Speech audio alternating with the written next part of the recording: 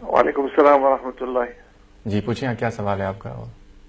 جی مجھے سوال یہ کرنا تھا جی جی کہ میں بالکل ابتدا میں ہی میں آپ کو بتا دوں جی کہ میں سنی مسلمان ہوں، جی جی تاکہ خدا سلامت رکھے آپ کو، خدا سلامت میری رکھے آپ کو. نوعیت سوال کا نوعیت ہے. جی جی پوچھیے. برادر عزیز، در اہل بیت پر نہ کوئی سنی ہے نہ کوئی شیعہ، سب اہل بیت کے چاہنے والے ہیں اور اسلام کے ماننے والے ہیں. آپ ہمارے بھائی ہیں، آپ رگ حیات ہیں. خدا آپ کو سلامت رکھے، زندہ رکھے، پائندہ رکھے. ہماری دعائیں آپ کے ساتھ ہیں. بالکل ہم تو اہل بیت کے عاشق ہیں، جس میں کوئی شک نہیں ہے. مولا آپ کو سلامت رکھے. لیکن ویسے ہی تاکہ ایک شناخت ہو جائے. ٹھیک ہے، بسم اللہ.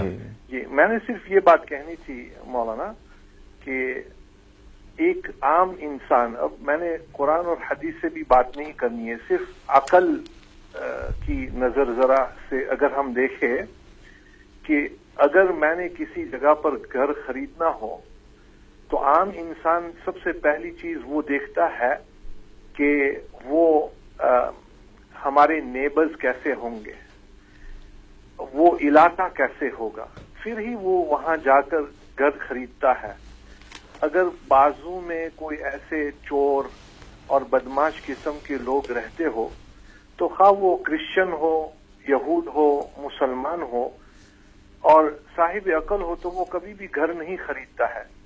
مجھے ایک بات سمجھ میں نہیں آتی ہے کہ وہ اللہ جس کو یعنی ہر آدمی مانتا ہے اللہ کی ذات قادر مطلق ہے، کن فیکون کے مالک ہے اور اللہ رب العالمین نے حق کو ہمیشہ غالب ہی کرنا ہے، اگر بالفرض و محال حضرت ابو بکر صدیق رضی اللہ تعالی، حضرت عمر فاروق رضی اللہ تعالی عنہ، اگر وہ حضرت علی کے دشمن ہوتے، اہل بیت کے دشمن ہوتے، اللہ کے رسول کے دشمن ہوتے، تو کیا وہ اللہ اس بات پر قادر نہیں تھے الیاذ باللہ کہ قیامت تک کے لیے، یعنی قیامت تک کے لیے جتنے بھی لوگ دنیا میں ہیں قطعی طور پر ان کو معلوم ہے کہ آج بھی بالکل جسد اطہر سے قریب حضرت ابو بکر کا جسم ہے اور حضرت عمر فاروق کا جسم ہے.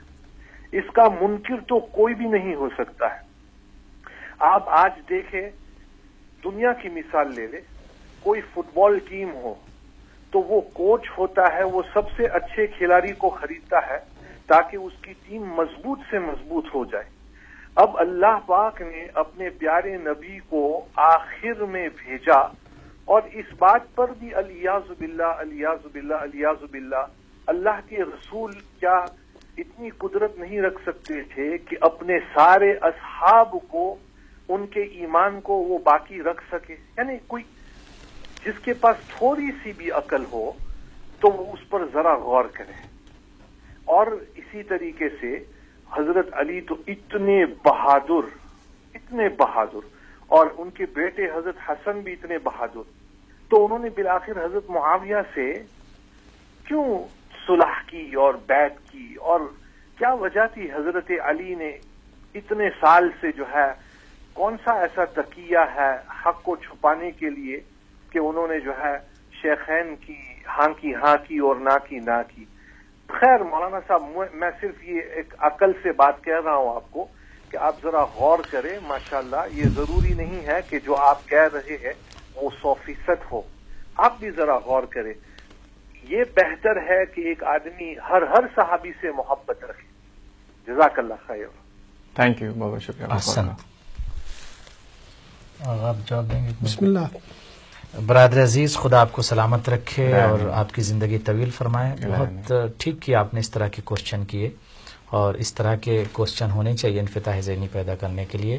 لیکن میں عقلی سوال آپ نے کیا تو میں عقلی ہی جواب آپ کی خدمت پیش کر دوں پہلے کہ پروردگار عالم ہر چیز پر قدیر و قادر ہے. ان اللہ علی کل شیء قدیر، ہر شے پر وہ قدرت رکھتا ہے، کائنات کے ہر وجود پر، ہر ذرات پر وہ قدرت رکھتا ہے. ایک منٹ ذرا کال نہ لیجیے گا کیونکہ مسئلہ کوشچن بہت اہم ہے، اس کا جواب دینا بہت ضروری ہے.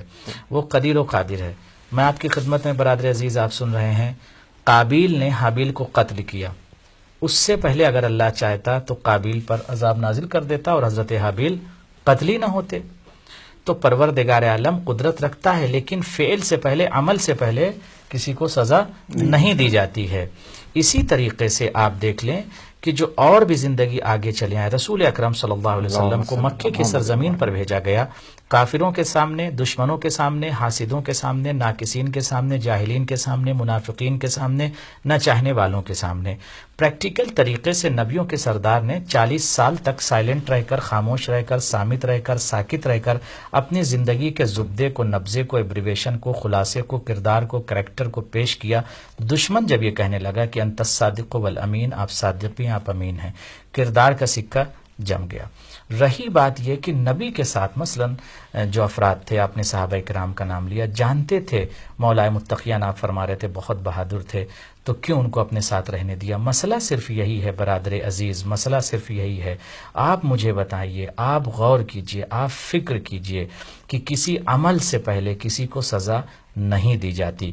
رہی بات یہ سب سے بڑا اہم مسئلہ ہے کہ غدیر کے موقع پر آپ دیکھیں کسے مولا بنایا جا رہا ہے، اس کے بعد آپ دیکھیں کہ چادر تطہیر کے نیچے کون ہے، بستر رسول پر کون ہے، منبر رسول پر کون ہے، کعبے میں کون ہے، علم کل کا مالک کون ہے، بیان کون کر رہا ہے، نیابت کون کر رہا ہے۔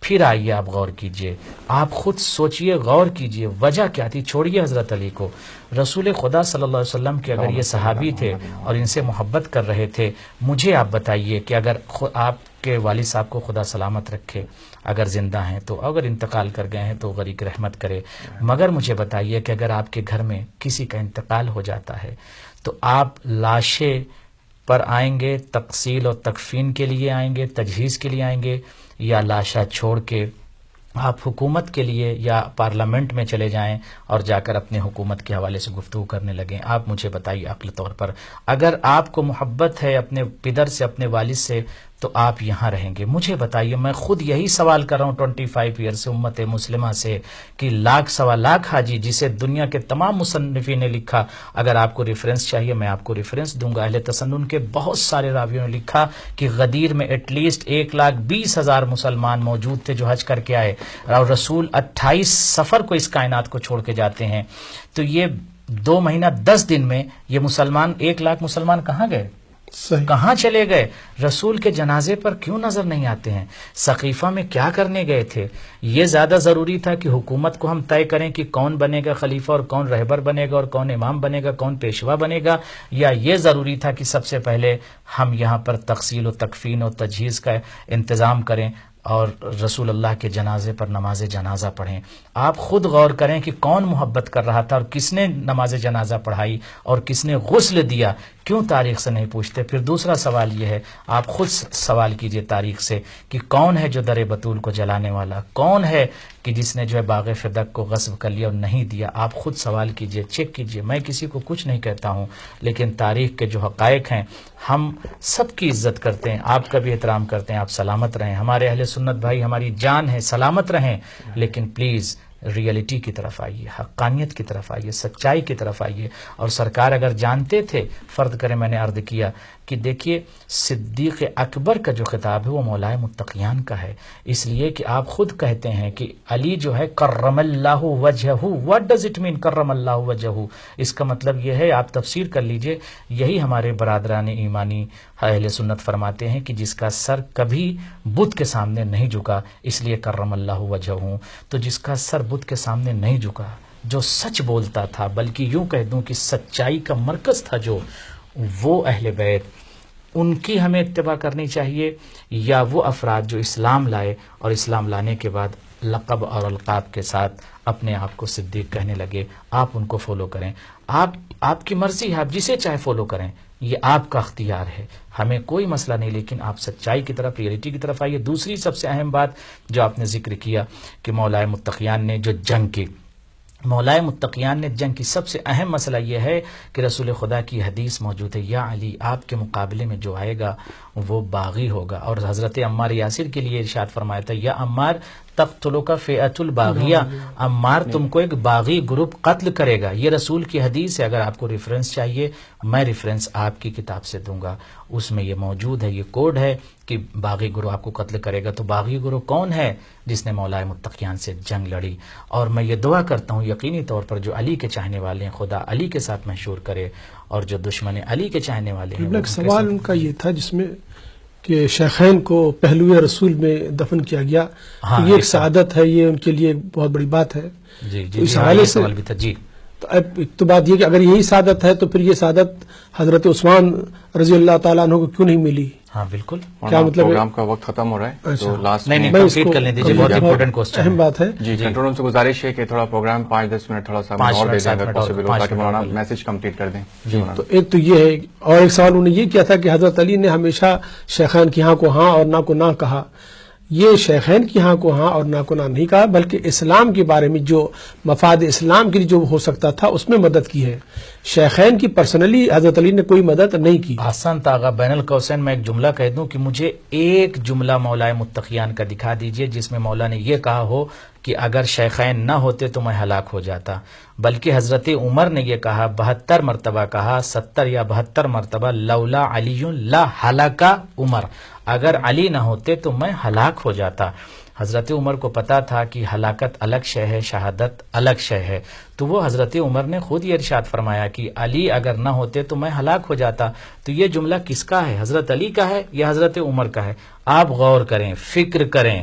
وہ خود ارشاد فرماتے ہیں کہ علی نہ ہوتے تو میں ہلاک ہو جاتا. تو ہاں میں ہاں نہیں ملائی ہے، بلکہ اسلام کی بقا کے لیے، اسلام کی نصرت کے لیے، پرچم توحید کے لیے صبر سے کام لیا، اخلاق سے کام لیا. اگر مولا متقیان جنگ و جدال کرتے تو لوگ یہ کہتے یہ داماد پیغمبر ہیں، حکومت کے لیے لڑ رہے ہیں، تخت و تاج کے لیے لڑ رہے ہیں. لہٰذا مولا متقیان نے سر جھکا لیا اور ریسمان ظلم کو بندوا کر وہ علی کہ جس نے اپنے انگلیوں کے اشارے سے در خیبر کو اکھاڑ کر پھینک دیا تھا، کس میں طاقت تھی کہ اس کے گلے میں ریسمان ظلم کو باندھے؟ مگر اسلام کے لیے، سچائی کے لیے، ایمان کو بچانے کے لیے، بشریت کے ایمان کو اور پرچم توحید کو بچانے کے لیے. اسی طرح سے آپ کربلا میں دیکھ لیں، فوج یزیدی کا سامنے لشکر ہے، جناب عباس کو اجازت مل جاتی تو نقشہ کربلا کا بدل جاتا، تاریخ بدل جاتی. لیکن رائٹرز اور روات اور بکے ہوئے ضمیر فروش اور قلم فروش افراد یہ لکھتے کہ کربلا میں امام حسین گئے تھے، حکومت کے لیے گئے تھے، اس لیے امام حسین اپنے بہادر بھائی جناب عباس کو لے گئے تھے اور ان سے جنگ کروائی، جنگ کر کے تمام فوجیوں کو مار ڈالا اور تخت پر قابض ہو گئے. لہٰذا امام حسین نے جنگ سے کام نہیں لیا بلکہ صبر سے اور حکمت سے کام لے کر اسلام کے پرچم کو بچایا. خدا آپ کو فکر کرنے کی توفیق عنایت فرمائے اور جادہ حق پر آنے کی توفیق عنایت فرمائے. سلامت رہیں.